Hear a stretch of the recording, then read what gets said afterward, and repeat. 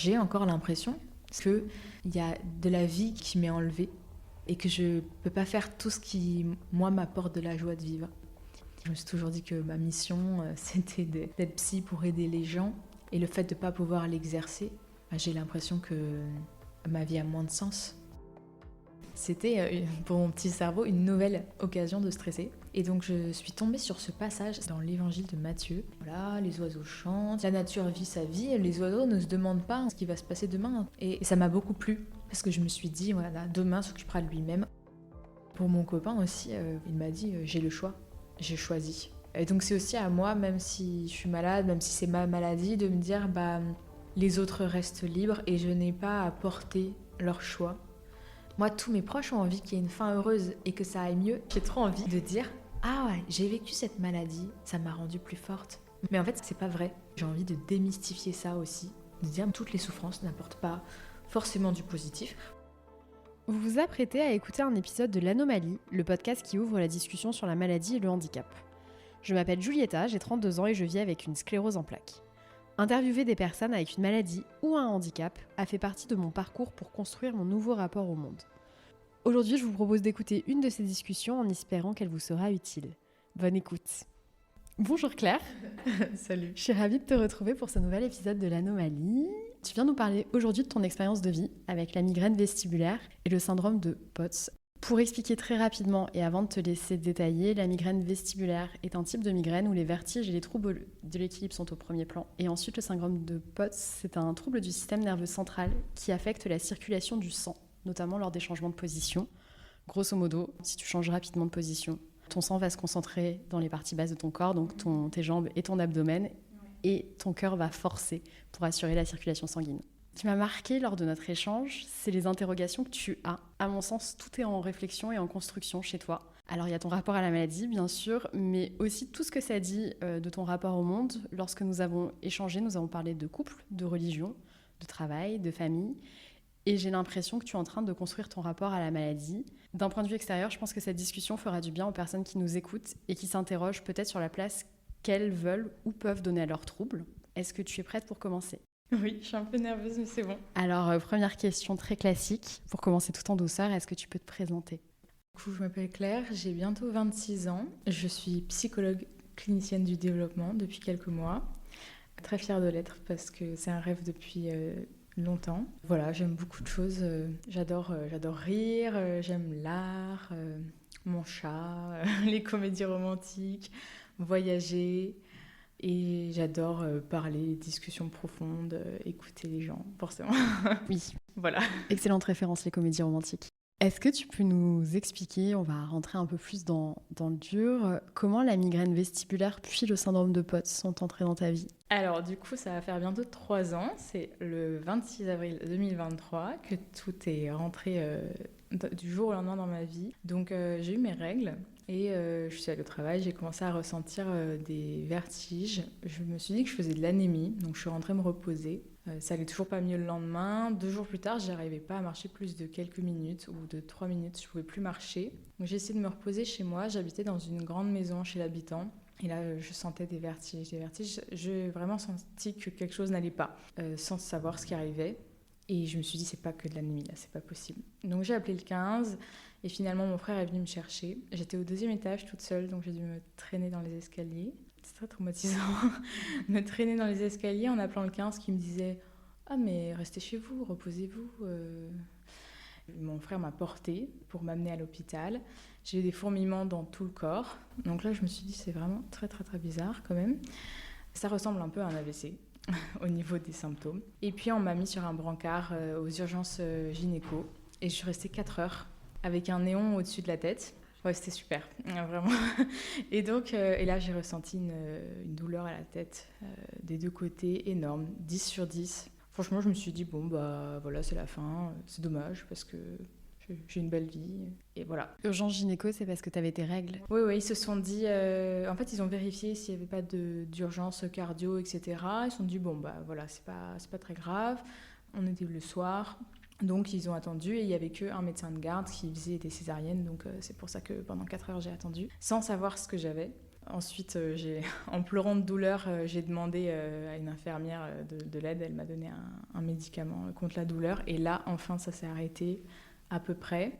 Tous tes symptômes, y compris les vertiges? Ça allait un peu mieux. J'arrivais à faire quelques pas, etc. Mais quand même, il y a un infirmier qui m'a mis sur un fauteuil. Je lui ai dit là, il faut que je m'assoie par terre parce que je vais tomber, je peux pas. Et donc, en fait, la gynéco est venue. Elle m'a dit vous avez des migraines cataméniales vestibulo-basilaires. Un nom très compliqué. Cataménial, ça veut dire qu'ils viennent des règles. Vestibulo-basilaire, c'est la migraine vestibulaire. Et elle me dit, bah voilà, dans 2 jours, ça ira mieux. Vous inquiétez pas, vous pouvez rentrer chez vous, je vous prescris un petit médicament et c'est bon. En fait, c'est jamais parti. Jamais. Donc c'est pas coordonné avec ton cycle menstruel en fait. C'est arrivé comme ça. L'année suivante, ça s'empirait à chaque fois que j'avais mes règles. D'ailleurs, j'ai eu une autre crise 1 an et demi après aussi quand j'ai eu mes règles. Donc c'est un peu lié, mais c'est pas que ça, non. Et surtout, normalement, les épisodes de migraine, ça doit durer 48 heures. J'ai eu 4 mois d'arrêt maladie après ça. J'ai dû arrêter mon service civique. Et ouais, voilà. on est arrivé avec ce diagnostic-là et l'incompréhension aussi parce que c'était atypique. Donc ça, c'est pour la migraine vestibulaire. Pendant 1 an, j'ai continué, ça allait de mieux en mieux. Je retrouvais de l'espoir, j'étais vraiment sous le choc. J'ai commencé mon master, j'étais vraiment épuisée, je rentrais sur la pause déj pour faire la sieste. Et après, au bout de 1 an et demi, donc voilà, un nouveau cycle menstruel et là, rechute. Pareil, comme la première. 1 mois où je ne peux pas marcher plus de 5-10 minutes, une faiblesse, une fatigue chronique aussi. Donc, j'ai réussi à finir l'année de master du coup, en septembre dernier. Et je suis allée voir un chiropracteur qui lui m'a fait le diagnostic de POTS, qui est peu connu en France, qui n'est pas connu en France, en fait. Donc là, tout à l'heure, tu disais que c'était une dysrégulation du système nerveux central, mais c'est surtout une dysrégulation du système nerveux autonome. Toutes les fonctions qui sont dans notre corps, voilà, tout ce qui se passe sans qu'on y réfléchisse, la digestion, le sommeil, la respiration, la circulation du sang. Et en fait, quand il m'a fait ce diag, je me suis dit, mais voilà, ça explique tout ce qui n'était pas expliqué. Tu avais d'autres symptômes que tu n'avais pas identifiés et qui ont pris sens, du coup? Ouais, bah, par exemple, la fatigue à l'effort, le fait que, par exemple, quand je me lève, j'ai la tête qui tourne, surtout tout ce qui est fatigue à l'effort. Tu nous as donné pas mal d'éléments quand même pour imaginer de l'impact sur ta vie quotidienne. Mais là, 3 ans plus tard, comment est-ce que tu vis avec ces 2 pathologies-là et dans quelle mesure ça t'entrave? Alors du coup, là, donc j'ai fini mon master. Je ne sais pas comment j'ai fait pour faire mon master en étant malade. Comment ça m'entrave? Bon, alors pendant les années de master, après la 2e rechute, j'avais une vie sociale très pauvre. Clairement, je rentrais du stage, je dormais, je me reposais. Ça, j'ai même failli ne pas valider mon stage parce que ma tutrice voulait que je le refasse parce que j'étais trop fatiguée tout le temps. Et là, j'ai pris quelques mois pour me dire que j'allais me reposer et je peux pas travailler à plein temps en fait, tellement je suis fatiguée. Dès que je fais trop de choses dans la journée, j'ai des vertiges. Dès que je m'expose au bruit, j'ai des vertiges. Dès que je ne bois pas assez, dès que je ne dors pas assez, en fait, faut que j'ai un mode de vie très très très reposant et que je fasse attention à tout ce qui peut me trigger, que j'évite tout ça. Et là, j'arrive à mener une vie à peu près normale, mais sans pouvoir travailler. Oui, ce que tu décris, c'est difficilement compatible avec un mode de vie déjà d'une jeune femme de 26 ans. Oui, c'est ce que ma mère dit tout le temps. En fait, moi, je me rends plus compte parce que je suis dans ma vie, dans mon quotidien, j'ai vraiment la tête dedans. Mais quand on va chez le neurologue avec ma mère, elle dit « Non, mais elle n'est pas une vie normale. Hein. Pour quelqu'un de 25 ans, c'est pas normal. Elle peut pas sortir en bar, elle peut pas aller au restaurant sans ses bouchons. Mais même, tu le dis, l'impact sur ta vie professionnelle, il est fort. Ouais, non mais ça c'est très très difficile parce que comme ça fait tellement longtemps que j'ai envie d'être psy, moi je me suis toujours dit, je suis diplômée, je travaille. J'avais un travail en plus, un travail à plein temps, très bien rémunéré et j'ai dû renoncer parce que c'était un métier où je devais me déplacer en prenant le métro quotidiennement et je me suis dit mais je ne peux pas, je suis pas assez en forme. Donc là en ce moment je cherche un travail à mi-temps, j'espère que je pourrai le faire, ça m'inquiète beaucoup. Mais clairement, travailler à temps plein dans une institution, c'est impossible. Tu cherches un travail à mi-temps, tu essaies de respecter les contraintes que ton corps t'impose. Comment est-ce que tu l'as perçu ça et comment est-ce que tu as cheminé là-dessus? En fait, j'ai pas le choix. On m'a souvent dit que j'étais courageuse, mais en fait non, j'ai pas le choix. Donc si je ne m'écoute pas, je paye le prix. Là, il y a 2 semaines, là, j'ai fait un goûter avec des amis, puis une soirée. Voilà, le soir, j'ai eu tellement de symptômes, je ne pouvais plus monter l'escalier. Ouais, j'ai le choix, mais à quel prix? Ça me force à être assez créative dans ce que je peux faire. Donc là, je suis en train de repenser complètement ma vie professionnelle, de me dire, je vais m'installer en libéral, en visio, comme ça je pourrais travailler. C'est ce que j'avais prévu de faire dans 10 ans, mais du coup, tant pis. Justement, ça pose la question du rapport à la maladie. Moi, mon expérience, donc ça fait 12 ans que je vis avec ma sclérose en plaques, c'est que c'est pas linéaire. Enfin, là, je parle de mon parcours, mais moi, il y a une grande orientation qui a été toutes les étapes du deuil, quoi. Le déni, la colère, etc. Maintenant, je pense que je suis sur la thématique plus large de l'acceptation. Mais on en a parlé juste avant. Quand la possibilité d'une rechute a été évoquée, ça m'a complètement mise à mal. Toi, lorsqu'on a parlé de ton rapport à la maladie, tu m'as dit que tu avais l'impression de progresser, de faire des efforts pour être plus douce avec toi. Et qu'est-ce que tu entends par là et dans quelle mesure ton rapport à tout ce qui t'arrive a évolué sur les 3 dernières années? En psycho, on parle souvent des phases du deuil, mais en fait, la réalité, c'est qu'il n'y a pas vraiment de phase très définie et qu'on peut vivre 2 phases en même temps, voire 3, puis une autre, puis... Et pour moi, toutes ces phases et ce sandwich de phases amènent vers l'acceptation. Et du coup, j'ai l'impression que je chemine vers l'acceptation, mais que je recule quand même en même temps. Donc je vais faire 3 pas en avant, en arrière, etc. Ce qui me fait me dire que je progresse quand même, c'est que je connais mon corps et ses maladies de mieux en mieux. Et j'arrive de mieux en mieux à exprimer mes besoins aux autres et à me rendre compte aussi. Donc je connais mes limites beaucoup plus facilement et je suis plus bienveillante avec moi-même par rapport à mes limites. Après, l'acceptation n'est pas du tout encore là. Je pense que je suis vraiment dans une phase quand même de tristesse-colère. Mais c'est très très fluctuant parce que dès que j'ai pas de symptômes, ça y est, la vie est trop belle. J'adore la vie. Je me dis mais qu'est-ce que c'est génial. En fait, le fait d'avoir été mal, je profite encore plus. Et ensuite, il y a une rechute, il y a des symptômes et là, je suis au fond du trou. Donc j'ai l'impression d'avoir complètement reculé. Je sais pas combien de temps ça va te prendre. J'espère que ça va pas prendre trop de temps parce que je pense que quand on n'accepte pas, on souffre beaucoup plus. C'est double souffrance en fait. C'est la souffrance de ne pas pouvoir faire tout ce que j'ai envie à cause de mon corps.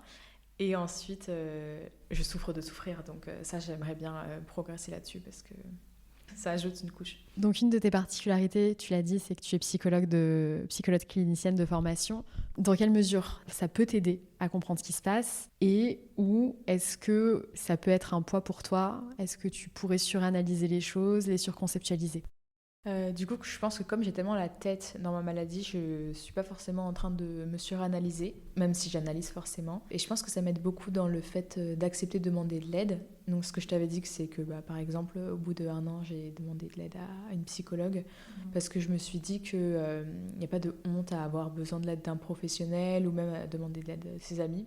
Et moi, j'encourage toujours les gens à demander de l'aide de toute façon. Donc je pense que ça, c'est assez chouette et ça me permet d'avoir plus d'autocompassion aussi. Je fais très attention au discours que j'ai envers moi-même et j'essaye de travailler ça. Justement, tu m'as expliqué que la thérapie, plus particulièrement le MDR, ont été de précieux alliés pour toi. Il y a beaucoup de gens, je pense que tu dois en connaître aussi, qui te disent qu'ils travaillent en solo et que c'est suffisant. Dans quelle mesure la thérapie t'a apporté une aide que tu n'aurais pas trouvée toute seule ? Ouais, en fait, ça fait peur de demander de l'aide parce que c'est accepter d'être faible. Et la faiblesse, c'est souvent vu comme quelque chose de négatif. Donc, en fait, moi, j'ai commencé à me rendre compte qu'au bout d'1 an, un peu plus d'1 an et demi de maladie, j'étais peu sortie de la phase choc. Et donc, je souffrais. C'était avant ma rechute. Et je me suis dit, là, je sens que j'ai trop d'angoisse. Je me suis retrouvée dans énormément de situations très très inconfortables à cause de mes vertiges. Donc des moments où par exemple le soir je ne pouvais pas rentrer chez moi. Ça m'est déjà arrivé de me retrouver par terre dans la rue à 22h30 et qu'un inconnu me ramasse pour me ramener chez moi. Donc je me suis dit ok, j'en peux plus d'avoir la boule au ventre tout le temps dès que j'ai des symptômes, de ne pas me sentir en sécurité. Il faut que je travaille sur tout ça et l'acceptation. Et donc le MDR, c'est une technique qui aide à traiter le traumatisme. Et ça n'a pas forcément besoin d'être des gros traumatismes. Donc je parle des chutes que j'ai faites avec la psychologue. Toutes ces situations inconfortables où je me suis retrouvée physiquement incapable de marcher, Et ça m'a aidée parce que maintenant, quand j'ai des symptômes, je sens que j'ai moins peur. J'arrive un petit peu plus à gérer. On travaille aussi sur l'acceptation de la maladie et le fait de travailler tout ce qui est espoir, rechute, etc. Donc ça, c'est très précieux aussi. Justement, sur la thématique de la rechute, tu m'as dit une phrase que j'ai trouvée belle et terriblement triste à la fois. Tu m'as dit « J'adore vivre et quand je suis malade, j'ai l'impression de mourir un petit peu ». Justement, la rechute, ça a été un moment ultra compliqué pour toi. Est-ce que tu peux expliquer avec tes mots ce que ça a représenté ? En fait, ça m'émeut beaucoup. La rechute, c'est la perte d'espoir. Moi, je ne sais pas du tout comment ma maladie va évoluer. Et au début, j'ai beaucoup été dans une phase de je vais me préparer comme si j'allais peut-être pas guérir parce que j'ai pas envie d'avoir un espoir qui est déchu. Et ensuite, j'ai été mieux. J'ai réussi à voyager toute seule et tout. Et quand j'ai rechuté, tout ce que j'avais fait comme progrès, c'était anéanti en un jour. Et c'est au niveau de l'espoir que c'est difficile. Et c'est aussi au niveau de tout ce à quoi je dois renoncer. En fait, pour moi, toute la joie de vivre, c'est la rencontre avec les gens, l'échange, le fait de pouvoir voyager, me promener. Et tout ça, quand mon corps dit stop, je ne peux pas faire. Je ne peux plus aller à des anniversaires parce qu'il y a trop de bruit. Je ne peux plus aller danser. Moi, j'adore danser. Énormément de choses qui m'ont été retirées. Et donc, j'avais l'impression que je perdais des points de vie. Enfin, j'ai encore l'impression, toutes les semaines, qu'il y a de la vie qui m'est enlevée et que je ne peux pas faire tout ce qui, moi, m'apporte de la joie de vivre. Et je pense que, par exemple, moi, je me suis toujours dit que ma mission, c'était d'être psy pour aider les gens, parce que j'ai beaucoup de sens pour moi dans cette profession. Et le fait de ne pas pouvoir l'exercer, j'ai l'impression que ma vie a moins de sens. Si tout ce qui a du sens, je ne peux plus le faire. C'est pour ça que j'ai l'impression qu'elle me tue un peu, ma maladie. Je comprends très bien. Je ne sais pas si c'est un sentiment qui est familier pour toi. Est-ce qu'il t'arrive de ressentir de la culpabilité par rapport à une possible rechute ? Non, je ne ressens pas de la culpabilité par rapport à une rechute, je ressens de la culpabilité par rapport à d'autres choses. Mais non, parce que c'est hors de mon contrôle. Sauf maintenant, voilà, je n'ai plus de règles, parce que j'ai pris un traitement. Donc ça, c'est géré. Peut-être qu'il n'y aura plus de rechute. Mais je ne peux pas gérer le monde, je ne peux pas gérer le bruit. Je sais que je fais du mieux que je peux. Oui, c'est bien. C'est pas évident pour tout le monde. Oui. Mais j'ai l'impression que du coup, c'est la perte de contrôle. Et ça, c'est très difficile aussi. Même si je fais du mieux, même si je vais à la salle, même si je mange bien, même si je dors bien, même si je bois pas, ça vient quand même. Oui, c'était ça que je ramenais à la culpabilité. C'est que quand la perspective d'une rechute a été évoquée pour moi, je me suis dit que j'avais pas assez fait d'efforts. Alors que, justement, toi, moi, je fais tout ce qu'il faut, oui, mais ça suffit pas. Tu évoques le contrôle et en fait le pendant de tout ça, c'est quand on contrôle pas les choses, on peut avoir peur et se sentir vulnérable. C'est des sensations, des ressentis dont on parle relativement peu, je trouve. Enfin maintenant, sur les réseaux sociaux, il y a plus de place qui est donnée à la vulnérabilité, mais je trouve que c'est assez récent. Est-ce que tu peux nous expliquer dans quelle mesure tu te sens vulnérable en amont et pendant la crise ? Oui, du coup, moi, j'ai pas vraiment de crise. Mais ouais, j'ai plein de petits moments, donc il suffit d'une journée compliquée, et hop, symptômes, ça vient comme ça. Après, il peut y avoir des périodes plus difficiles. Bon, bref. Ce que je veux dire, c'est que c'est très surprenant et qu'on sait jamais vraiment quand ça va arriver. Ça dépend vraiment du contexte, ça dépend avec qui je suis. Je pense que maintenant, j'ai identifié des personnes ressources qui me font me sentir protégés et qui sont à mon écoute, qui savent de quoi j'ai besoin et qui du coup peuvent s'occuper de moi. Donc quand j'ai ces personnes autour de moi, je ne ressens aucune peur et je suis bien. C'est simplement désagréable physiquement et parfois je suis frustrée parce que du coup je peux pas faire ce que je voulais faire. Donc ça c'est autre chose. Par contre, dans certaines situations sociales, j'ai super peur parce que si je vais avec des gens que je connais pas très bien, je vais avoir peur en amont d'avoir des symptômes, d'être vulnérable, aussi de ne pas pouvoir leur expliquer sur le moment. Je vais avoir peur aussi des questions qu'on peut me poser, du regard des gens. C'est pas très agréable d'être au plus mal physiquement face à des gens qu'on connaît peu. Donc ça m'angoisse beaucoup. Et alors quand je suis seule, par contre, ça, j'ai une angoisse énorme. Donc maintenant ça va mieux parce que j'habite proche de ma famille. Donc ça me rassure énormément parce que je me dis il y a toujours ma famille ou mon copain qui peuvent venir me chercher si j'ai un gros problème. Mais avant j'étais dans une autre ville et j'avais que des amis, pas de famille. Et là, j'avais des angoisses énormes parce que je me sentais pas du tout en sécurité. Je me disais, bah voilà, là, je suis par terre. Qu'est-ce qui se passe en fait? Ça ressemble à quoi en fait la sécurité que t'apportent tes proches quand justement t'es dans ce moment où t'as des symptômes physiques? Qu'est-ce qui peut toi te faire te sentir bien? Alors d'abord, il m'aide à marcher. Ça, c'est énorme. Du coup, je sais que je peux rentrer chez moi. Ça, c'est la première sécurité. Ensuite, ils connaissent mes besoins, donc ils vont... J'ai fait une petite liste maintenant de tous mes besoins. Voilà, donc ça, c'est assez chouette. Donc ils vont me proposer, t'as besoin de ça, t'as besoin de ça. Tiens, on va te mettre à l'écart, au calme. Tiens, on va t'allonger, tu veux de l'eau, tu veux du sel. J'ai pas besoin d'expliquer aussi, parce que mes proches connaissent tellement mes problèmes de santé que maintenant, il suffit qu'ils regardent ma tête.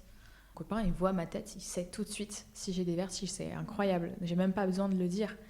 Et ça fait du bien parce que quand on est mal physiquement, surtout que moi j'ai beaucoup de brouillard mental quand j'ai mes vertiges, j'arrive pas à parler. Et donc, expliquer ce dont j'ai besoin et aussi savoir ce dont j'ai besoin pendant que j'ai des vertiges, c'est quasiment impossible parce que c'est une sorte de... c'est comme si je m'évanouissais en fait. Ça ressemble un peu à ça. C'est relativement récent, l'apparition de ces pathologies dans ta vie. 3 ans, c'est beaucoup et peu à la fois. Comment est-ce que, avec ta famille et avec ton copain, vous avez justement progressé sur ce sujet-là pour qu'ils soient en mesure d'identifier les moments où tu as tes vertiges, comment répondre à tes besoins, etc. Je sais pas trop comment dire. Je pense qu'en fait, j'ai passé beaucoup de temps avec eux. Du coup, ils se sont rendus compte. Ma famille, ça fait 3 ans, mais j'ai pas habité avec eux. Là, ça fait juste 6 mois que j'habite avec eux. Mais ils ont compris, je leur ai expliqué, ils se sont un peu renseignés. Ouais, je pense que c'est l'expérience, en fait, je dirais. Et qu'ils sont à l'écoute. Ouais, c'est surtout ça. C'est super important d'être à l'écoute. Il y a un sujet qu'on a longuement évoqué, c'est ton rapport à la religion. Puisque tu es croyante, la maladie, comme plein d'autres événements difficiles, peuvent aussi poser la question du rapport à la foi ou de trouver la posture qui nous convient. Ça t'a beaucoup questionné? Comme tu as dit au début, moi je me questionne beaucoup tout le temps sur le sens de la vie depuis très longtemps. Et du coup, quand je suis tombée malade, c'était une nouvelle opportunité pour poursuivre les questions profondes. Et donc au début, je me suis pas beaucoup posé de questions. J'étais vraiment dans demander du soutien dans la prière. Ça m'a aidée. Dans les moments de crise, je sentais que j'étais pas seule. Ça me donnait un élan de courage pour continuer à marcher, etc. Et au bout d'un moment, quand j'ai compris que la maladie allait peut-être pas partir, je pense que ça m'a pris 1 an et demi à la 2e rechute. Là, il y a eu plus de questions. Pourquoi moi ? Pourquoi j'ai pas de miracle ? Parce qu'on parle beaucoup de miracles dans la religion catholique. Ça me questionne aussi. Du coup, je me dis souvent que c'est pas très logique parce que on dit que Dieu n'est pas celui qui donne la maladie, mais il a le pouvoir de l'enlever. Donc parfois je me dis, il fait quoi en fait ? Il peut pas me guérir. Voilà, donc dans mon rapport, dans la prière, ça m'aide énormément. Par contre, dans tout ce qui est théologie, ça me pose des questions. Et je pense que aussi certaines personnes croyantes ont des réponses un peu toutes faites, qui parfois ont pu me heurter. Voilà, je t'avais dit... c'est quoi cette phrase ? Oui, Dieu donne ses meilleures batailles à ses meilleurs soldats. Voilà, il choisit ses meilleurs guerriers. Un truc comme ça, qui sont terribles à entendre parce que en fait, ça essaye de donner un sens à la souffrance. Et finalement, je me suis dit, mais personne ne peut choisir à notre place quelle est la signification de ce qu'on vit. Personne ne peut nous dire, en fait, tu étais censé vivre ça pour pouvoir t'épanouir. C'est seulement nous qui devons décider. Si jamais on a envie d'aller dans cette direction, parfois la maladie n'apporte rien de bon et c'est à nous de demander dans quelle direction on veut aller. Donc maintenant, j'en suis plus à un stade où je me dis que j'ai plein de questions en suspens et que finalement, être croyante, ça me donne un soutien, mais ça n'apporte pas toutes les réponses et qu'il y a un mystère. Voilà, on ne sait pas pourquoi il y a des gens qui tombent malades et pas d'autres. Alors, le nombre de gens qui m'ont demandé depuis que je suis malade, quelle est la cause de ta maladie ? Je me suis dit, ouais, c'est le mystère. Voilà, on ne sait pas pourquoi quelqu'un qui n'a jamais fumé a un cancer du poumon. Moi, c'est tombé sur moi. C'est comme ça. Je ne pense pas qu'il y ait forcément un sens. Je ne pense pas que c'est parce que je suis super courageuse que la maladie m'a été donnée pour que ça soit l'occasion de me révéler. C'est juste incompréhensible. Tu m'as dit que certains passages de la Bible t'ont aidé, comme une inspiration ou un conte philosophique, et tu as mentionné cette phrase « Demain s'occupera de lui-même », sur le fait de ne pas s'inquiéter pour le futur. Ça m'a beaucoup aidé parce que moi, je suis une grande angoissée de la vie. J'adore faire des scénarios dans le futur, positifs, négatifs, et je stresse tout le temps.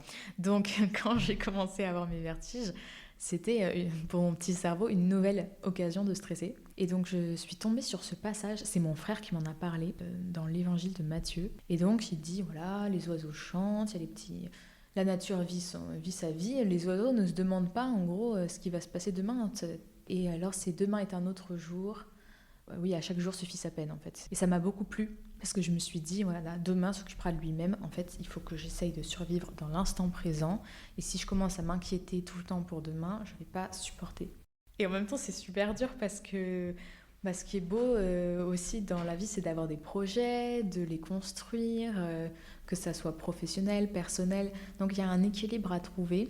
Peut-être se projeter un petit peu dans le positif, mais pour ce qui est négatif, essayer de se dire, bon, je vais pas trop me faire de scénario, on va voir déjà ce que la journée me donne. Et dans les moments où justement ton anxiété revient et peut-être te fait scénariser des schémas plus négatifs, est-ce qu'il y a des choses qui te permettent de prendre du recul par rapport à tout ça et de ne pas basculer justement dans quelque chose de trop négatif ?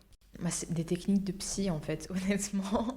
Je fais beaucoup de ce qui s'appelle la diffusion. Donc j'essaye de me dire, ah en fait là c'est qu'une pensée, c'est pas la réalité. Donc je me fais mon scénario, mais en fait c'est juste un scénario. Et donc ça m'aide. Et maintenant ce que je fais aussi, c'est que j'anticipe. Dès qu'il y a quelque chose qui me stresse, un événement, j'en parle aux gens, j'explique tous mes besoins, je note toutes mes peurs. Et je me dis, bon, est-ce que ça c'est dans mon contrôle ? Ça non. Ok, donc ce qui n'est pas dans mon contrôle, bon, j'essaye, tant aussi bien que possible, de ne pas y penser. Et ce qui est dans mon contrôle, j'essaye d'anticiper, de trouver un plan B, de prévenir aussi les gens pour qu'ils puissent s'occuper de moi, etc. Ça implique de communiquer beaucoup en fait avec ton entourage et de partager des choses, mais sans pour autant accabler l'autre. Est-ce que tu as trouvé un bon mode de communication ? Alors je pense que je parle beaucoup de mes symptômes et de mes besoins avec mes proches. Je parle de l'impact psychologique sur ma maladie, et avec les autres, non, j'en parle pas, sauf s'ils me demandent. Ça va pour moi, j'arrive à mettre un peu de distance quand je parle juste de mes symptômes. Et même de mon histoire, je l'ai raconté tellement de fois parce qu'on m'a beaucoup demandé que maintenant, quand je raconte, c'est pas comme si c'était moi qui avais vécu ça. J'arrive même à rire un petit peu parfois des situations cocasses. Donc oui, je pense qu'avec les gens qui sont pas proches, je les accable pas non plus de mes traumatismes. La question du rapport à l'autre et au monde semble très importante pour toi. Tu m'as évoqué le fait que, par exemple, tu t'es rendu compte, en ne pouvant pas travailler tout de suite comme tu le souhaitais, que la société accordait beaucoup de place au travail et que souvent on se définit par notre travail. Comment est-ce que petit à petit tu arrives à définir ton identité, etc., sans les injonctions que parfois la société impose ? Ça c'est super dur parce que c'est tout un travail de se dire est-ce que ma valeur je l'attache à ce que je fais ou à qui je suis ? Moi je l'ai beaucoup attachée à ce que je faisais, à mes résultats scolaires, oui surtout ça, ma performance scolaire, et est-ce que les autres m'aiment bien, est-ce que voilà, je suis attentionnée, etc. Et donc maintenant que je ne travaille pas, je me rends compte qu'il y a certaines personnes qui s'intéressent moins à ma vie parce que comme si le travail c'était toute la vie. Et en même temps je suis partagée parce que j'ai envie de dire oui c'est génial de travailler, si on a la possibilité c'est dommage de ne pas le faire. Je trouve que c'est un moyen de s'épanouir, d'aider la société. Donc je suis assez partagée parce que d'un côté je sais que ne rien faire ne contribue pas au bonheur, et d'ailleurs on dit toujours aux anxieux et aux déprimés sortez de chez vous, faites des choses, marchez. Et en même temps je pense qu'il ne faut pas chercher à augmenter sa valeur en faisant plein de choses. C'est pas parce qu'on a une journée à 12 heures de travail qu'on a plus de valeur. Et en même temps, dans la société, c'est très très très valorisé de trop travailler, de toujours faire plus. On dit mais oui, il a travaillé tant de temps, il est parti en voyage, nanana et tout. On va pas trop glorifier quelqu'un qui caresse son chat en lisant un livre toute la journée. Donc ça c'est un travail que j'essaye de faire, et je me rends compte que en allant plus lentement, finalement, je profite un petit peu plus des cadeaux de chaque jour. Et je fais quand même des choses, mais je suis moins dans la surproductivité. Ça me semble être très sain comme mode de pensée, mais effectivement, c'était très dur.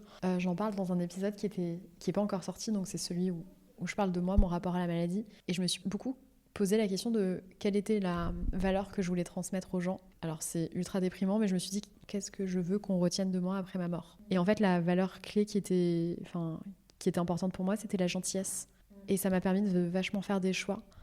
Et donc, effectivement, le travail là-dedans prend un peu moins de place. Bah, moi, je trouve pas du tout ça déprimant comme question. Je trouve que justement, ça. Mais c'est peut-être parce que je suis chrétienne, du coup, on parle beaucoup de la mort dans la religion, mais je trouve ça assez chouette justement de pouvoir se dire, mais en fait, finalement, qu'est-ce qui compte pour moi? Voilà, donc moi, j'essaye de me dire, bah, ouais, ce qui compte, c'est d'aider les autres, d'être agréable avec mes proches, et aussi de faire des choses qui ont du sens pour moi, qui me plaisent. Mais je pense que c'est pour ça que ça me frustre autant de pas pouvoir faire tout, parce que je me dis, ah, mais il y a tellement de choses qui ont du sens que j'aimerais faire. Si tu pratiques à mi-temps et à distance, c'est pas... enfin, tu peux apporter de l'aide et... Ouais. Mais là, je suis vraiment contente de ce projet. Ça me donne beaucoup d'espoir et je pense que j'irai beaucoup mieux.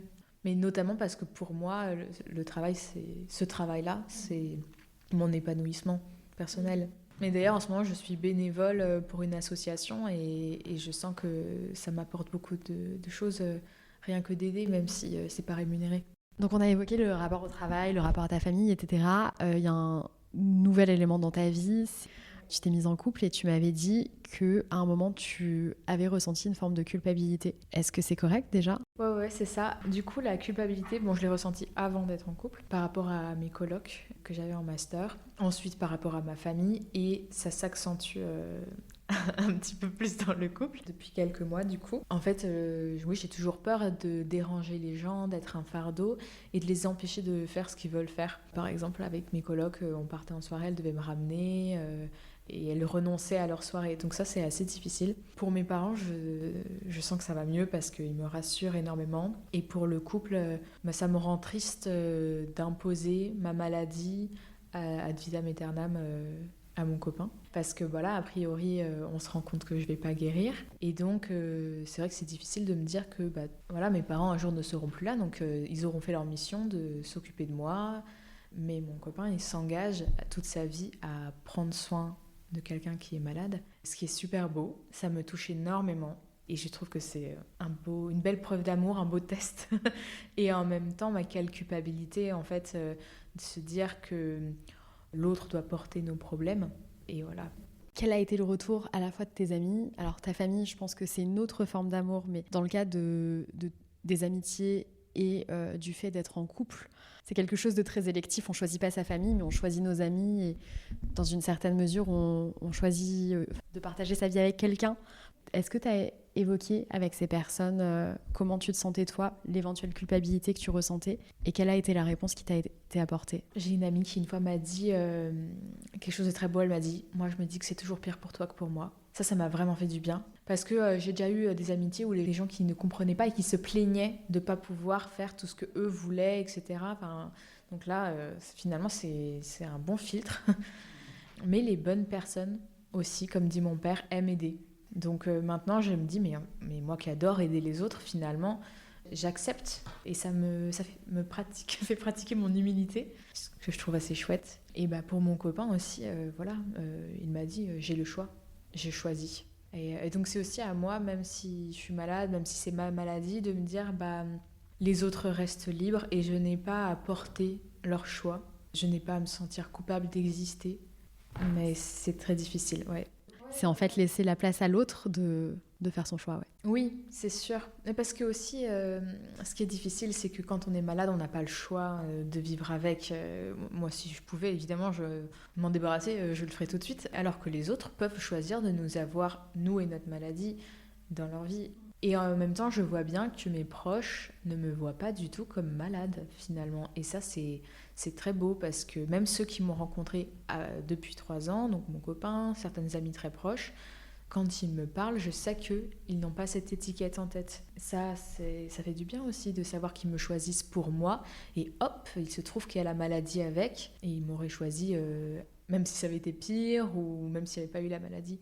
C'est marrant, ça fait écho à une réflexion. J'ai eu à peu près les mêmes réflexions que toi sur justement le couple, de savoir si j'étais un fardeau pour l'autre. Et ça m'a fait énormément culpabiliser. Et s'est posé à un moment, pour moi, la question de savoir s'il allait m'accepter aussi avec mon handicap. Et j'ai dû lui poser frontalement au bout de 2 semaines, quoi, de lui dire, bon, bah, en fait, voilà, je suis comme ça et peut-être que ça va être pire. Est-ce que t'es prêt ou pas? Et c'est des discussions qui sont pas faciles à avoir. Oui. Qui d'un côté sont structurantes pour le couple, parce que, bah, par exemple, quand tu te maries avec quelqu'un, c'est pour les bons moments, mais également pour les moments difficiles. C'est ça aimer aussi, c'est les moments compliqués.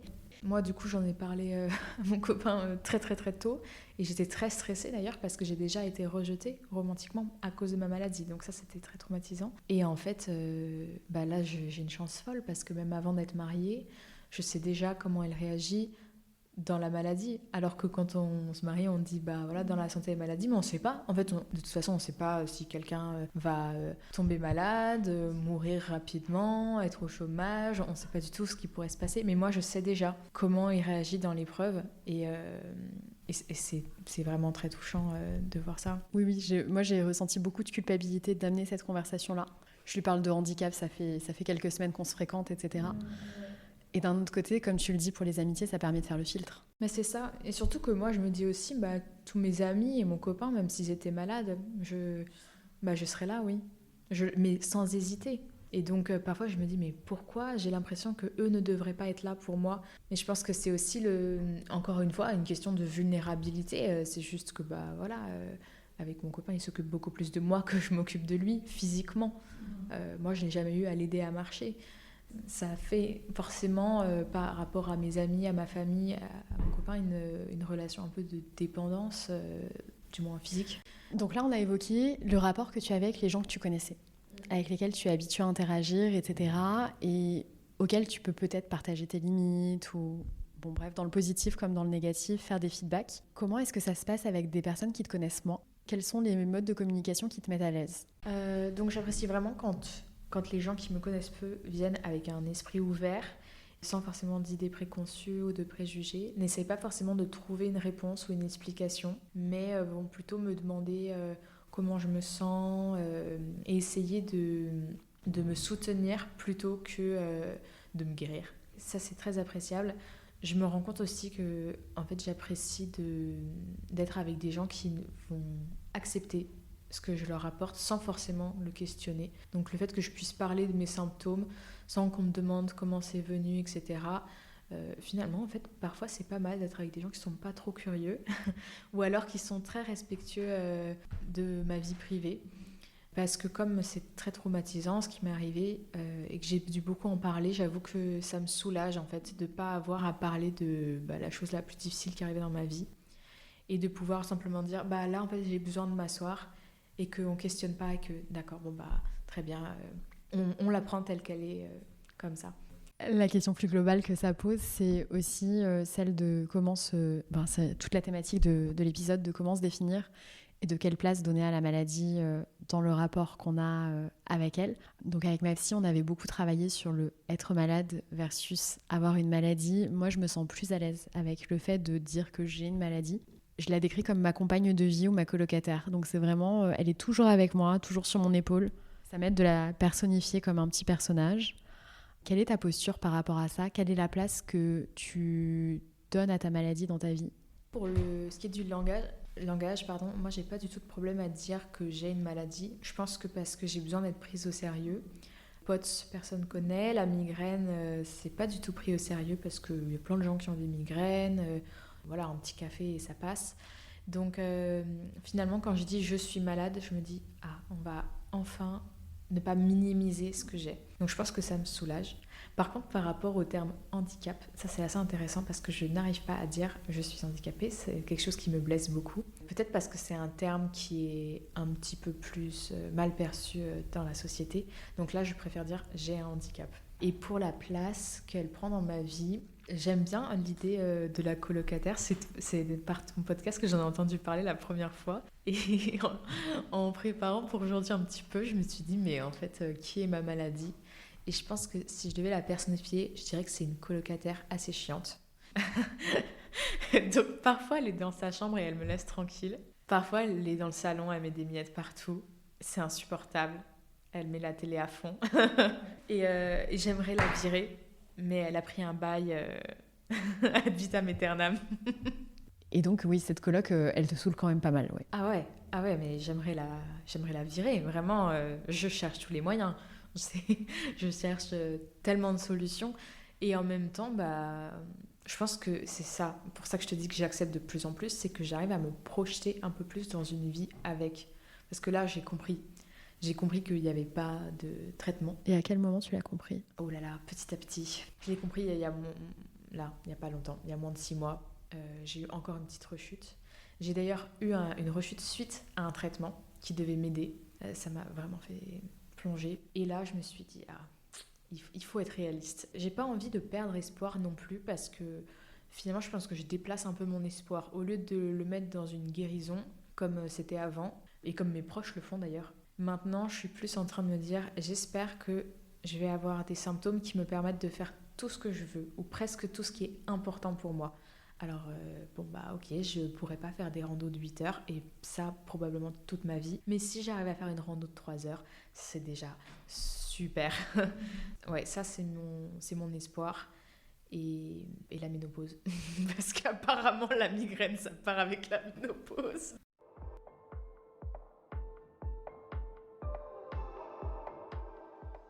Je reviens en retard sur un élément qui est super important, c'est d'un point de vue médical, quelles sont les perspectives actuellement en fait? Comment est-ce que tu es accompagnée et qu'est-ce que te disent les spécialistes qui t'accompagnent? D'un point de vue médical, c'est un petit peu l'errance finalement. Au début, j'étais persuadée que j'avais pas d'errance médicale parce que j'ai eu un diagnostic jour 1. Et en fait, le diagnostic ne change pas forcément grand-chose. Je pense qu'il aide à comprendre un petit peu, mais sachant que le deuxième est arrivé 1 an et demi plus tard, mais c'est pas parce qu'on a un diagnostic qu'on a une solution. Donc j'ai essayé plein de médicaments jusqu'à essayer un médicament qui est censé marcher à tous les coups, qui me coûte d'ailleurs 300 € par mois, qui n'est pas remboursé dans tous les pays d'Europe, sauf la France. Quel est le but de ce médicament? Ça, c'est pour la migraine. Il n'y a pas de médicament pour POTS, ou très peu. Donc je suis arrivée à ce stade-là et il m'aide partiellement. En fait, on ne peut pas guérir de la migraine. Voilà. Parce que quand on me demande les causes, la cause de la migraine, c'est génétique. Soit on a le gène de la migraine, soit on l'a pas. Moi, je l'ai des deux côtés. Et un jour, il y a eu trop de choses dans ma vie qui ont fait que voilà, ça s'est activé et ça partira jamais. Je pourrai jamais ne plus avoir la migraine. En fait, la migraine, c'est pas les crises de migraine. C'est soit on a la migraine, soit on l'a pas. Et on peut avoir la migraine et ne jamais avoir de crise. Et ça, c'est un peu mon but, mais on l'aura toujours. Et pour POTS, bah, il n'y a rien en fait. En France, personne ne connaît, mais c'est fou. J'ai mes amis qui connaissent, c'est des étrangers. J'ai 2 copines allemandes qui ont la même chose, donc ça, c'est assez chouette parce qu'on se soutient. Mais moi, j'ai cette année une neurologue qui m'a dit ah, mais vous savez, tout le monde a la tête qui tourne quand on se lève trop vite. Et elle connaissait pas du tout la dysautonomie, etc. En fait, les médecins sont perdus et ils n'arrivent pas trop à l'admettre, j'ai l'impression. Ou alors ils vont dire c'est atypique, c'est atypique. Ils cherchent pas plus finalement. Donc là, par exemple, quand j'étais hospitalisée pour recevoir ce traitement que je reçois tous les mois, normalement c'est en injection tous les mois. Et là, j'ai été hospitalisée pour avoir 3 doses d'un coup. C'est remboursé. Donc ça me faisait très plaisir parce que je me suis dit enfin, je vais pouvoir faire économiser de l'argent à ma famille. Et en fait, j'ai pas du tout supporté. Ça m'a créé une rechute. J'ai appelé l'hôpital sans réponse pendant 1 semaine. Et ensuite, ils ont noté les effets secondaires. Et quand je leur ai dit que je voulais pas refaire, ils ont dit que je pouvais éventuellement prendre une consultation avec eux et payer le prix de 100 € pour la consultation pour essayer de comprendre ce qui s'est passé. Mais en fait, ils s'en fichent complètement. Vraiment, c'est... Donc c'est le flou finalement, c'est vraiment le flou. Beaucoup de personnes que j'ai interviewées et qui sont dans une situation d'errance médicale doivent être proactives et chercher sans cesse de nouveaux spécialistes pour garder une forme d'espoir, etc. Comment est-ce que tu te positionnes toi par rapport à ça? Est-ce que tu te dis que tu vas t'adapter et que tu vas continuer comme ça? Est-ce que tu continues à chercher, te documenter? Alors ma mère continue à chercher, elle m'aide beaucoup parce que moi parfois j'ai pas la force, je suis plus en train d'essayer de gérer le quotidien. J'ai essayé plusieurs choses, j'ai essayé de l'acupuncture, j'ai essayé de la chiropraxie, rien ne marche malheureusement. Donc Ça me fait du bien en fait d'avoir quelqu'un qui cherche pour moi. Je pense qu'il faut essayer de continuer à chercher des solutions parce que c'est vrai que sinon on s'assoit et on pleure. Et en même temps, il ne faut pas se perdre dans toutes les thérapies alternatives parce que ça prend énormément d'énergie, énormément d'argent aussi. Et on ne sait pas sur qui on peut tomber. Et donc je pense que pour moi, le plus gros chemin maintenant, c'est plus d'essayer de guérir, mais en fait, c'est d'essayer d'accepter.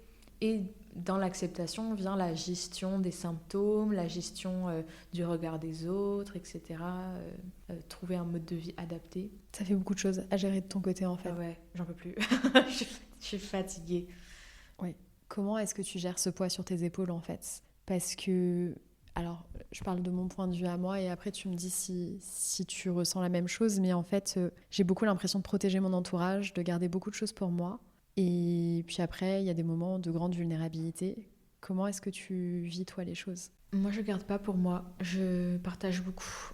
Je suis très, très, très émotive. Donc, je pleure énormément. Mais en fait, j'en ai besoin.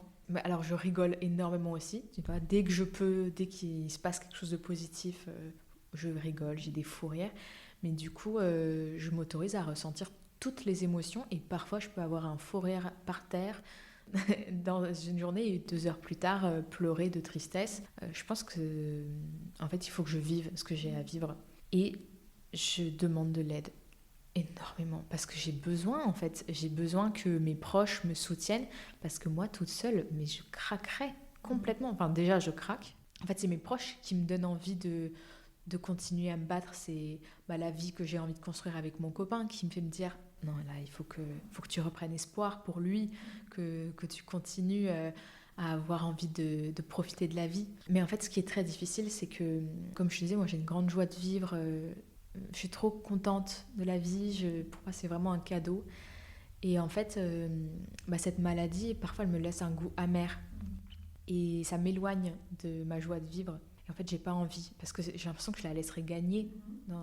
C'est pas une bataille non plus, mais j'ai l'impression que je laisserais la souffrance de cette maladie gagner si je cultivais pas du tout l'espoir ou la joie.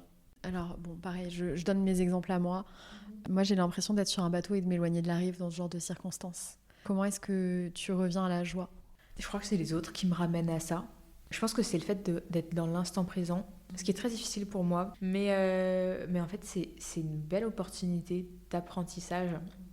Je pense que j'essaye... En fait, comme je sais jamais ce qui va arriver demain, j'ai eu tellement de rechutes, tellement, que maintenant, quand j'arrive à faire un truc, je profite. Tu vois, la semaine dernière, je te disais, j'étais en Italie.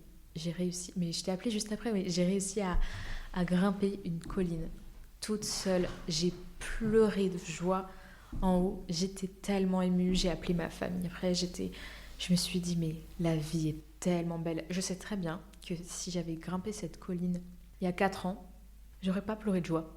Parce que ça aurait été normal, en fait. Parce que c'était acquis et que je prenais tout pour acquis. Et du coup, maintenant, comme je prends plus rien pour acquis, je kiffe. C'est ce que tu m'as partagé dans tes notes, en fait, que c'est une leçon d'humilité, dans le sens où ça nous met dans une position de vulnérabilité qui est franchement désagréable, mais ça apprend aussi à apprécier les petites choses qu'on a. En fait, je pense qu'il faut faire du mieux qu'on peut. Donc moi, à chaque fois que je suis contente et qu'il y a une joie, une victoire, je savoure énormément, mais ça m'empêche pas d'être super triste quand il y a quelque chose que je peux pas faire. En fait, c'est comme ça. Je pense que voilà, c'est normal d'être triste, de pas pouvoir voyager, de pas pouvoir faire du vélo, danser. Il n'y a pas de compensation, mais j'ai juste pas envie que les moments de joie soient ternis, que je prenne ce qui m'est donné dans chaque instant, mais j'ai pas encore trouvé de solution pour bien vivre tout ce que je rate. Pour moi, c'est pas possible en fait. Je peux pas me réjouir de me dire je peux pas faire ça aujourd'hui. Je peux pas, par exemple, assister à un repas de famille. Je ne peux pas me dire c'est pas grave, je vais dessiner dans ma chambre, pas de problème. Non, ça me rend triste, c'est comme ça. En fait, on peut pas tirer de la gratitude de tout. Mais du coup, il faut profiter de la gratitude qu'on peut avoir des bons moments.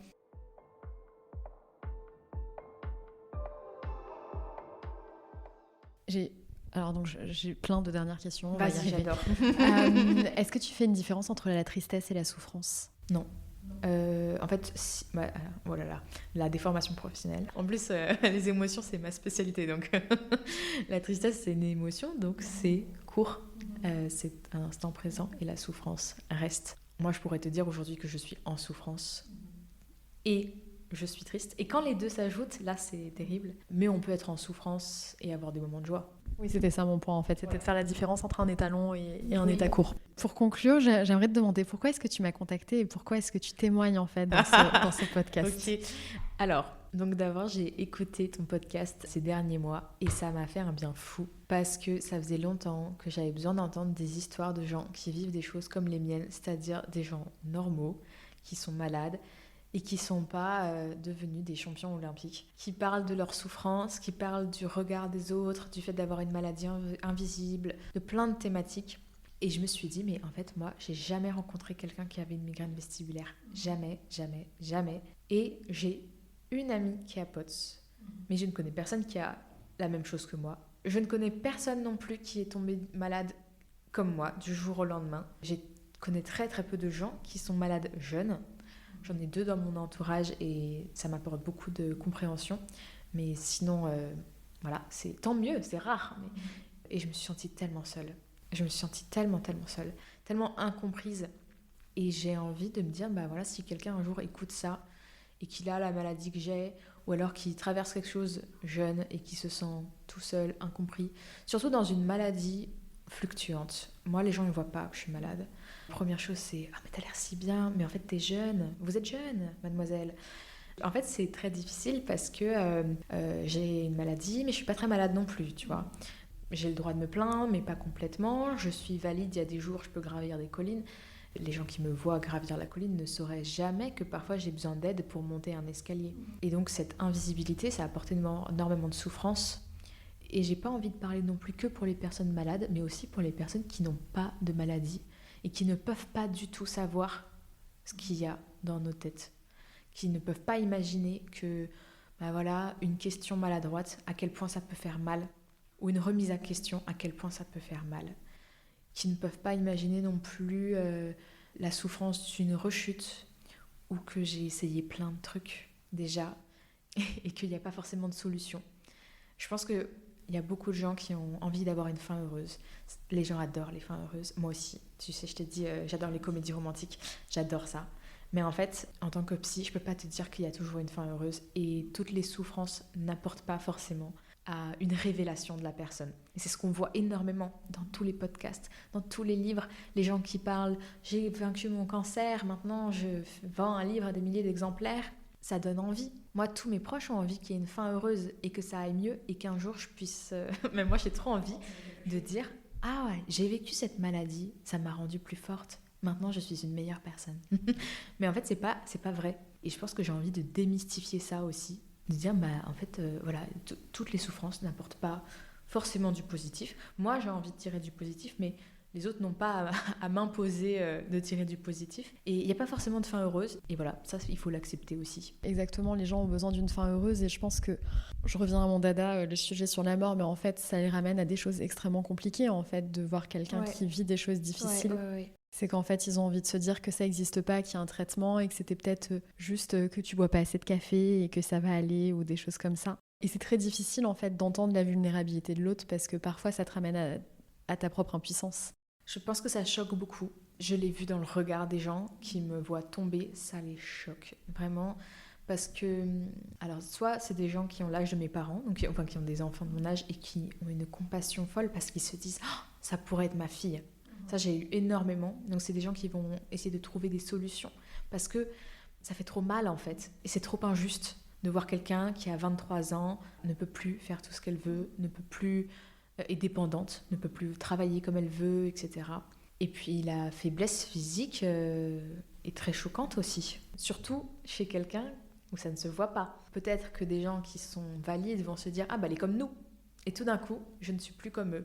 Ça pourrait être eux aussi. Donc quand je raconte mon histoire où c'est arrivé du jour au lendemain, ça fait flipper. Parce que bah, moi avant, je pouvais faire tout avec mon corps.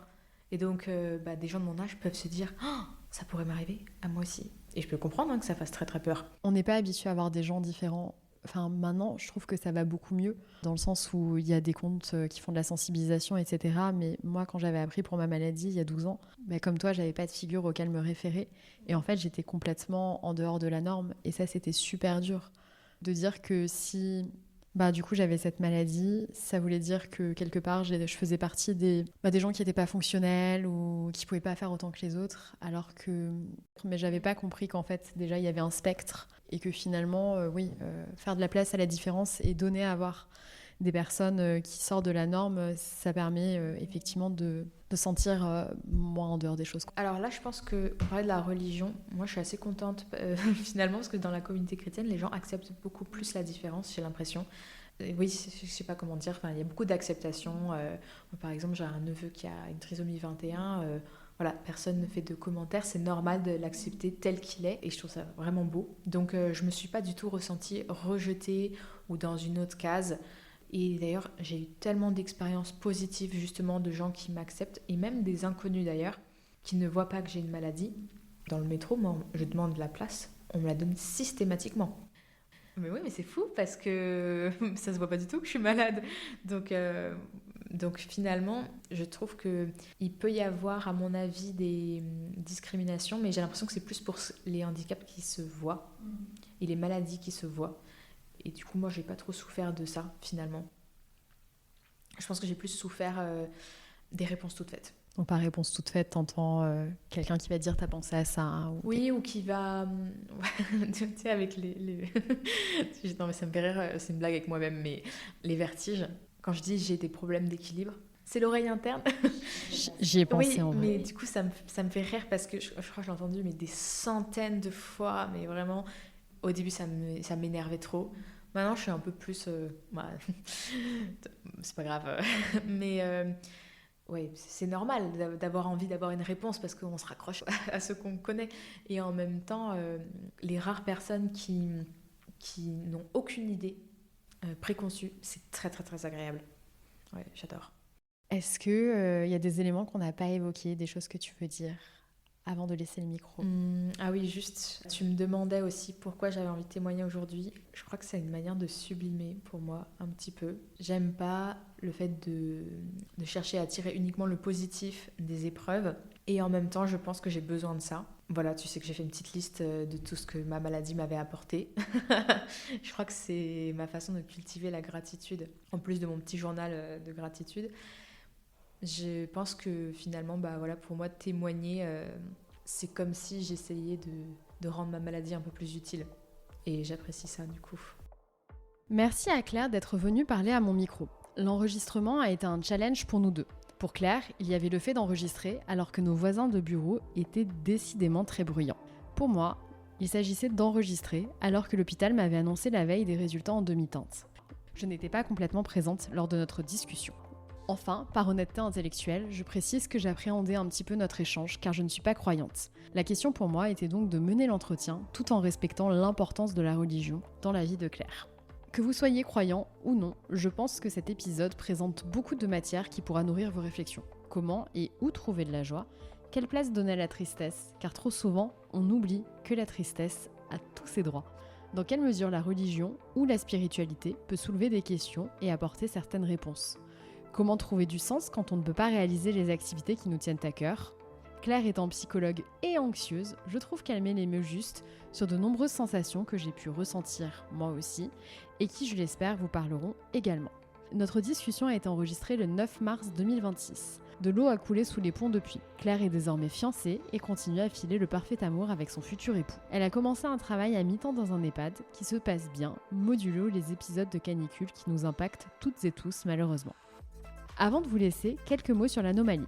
L'Anomalie est un podcast autoproduit sur lequel je mets toute mon énergie. Je, Julietta Bressy, réalise la préparation, l'enregistrement et la communication. Camille Debreuil m'accompagne sur le montage et le mixage de certains épisodes. Si vous souhaitez soutenir ma démarche entièrement bénévole, likez, commentez, partagez. Cela prend quelques secondes et cela fait la différence sur la visibilité du podcast. Vous pouvez suivre les aventures de l'Anomalie sur Instagram via le compte l'anomalie.lepodcast.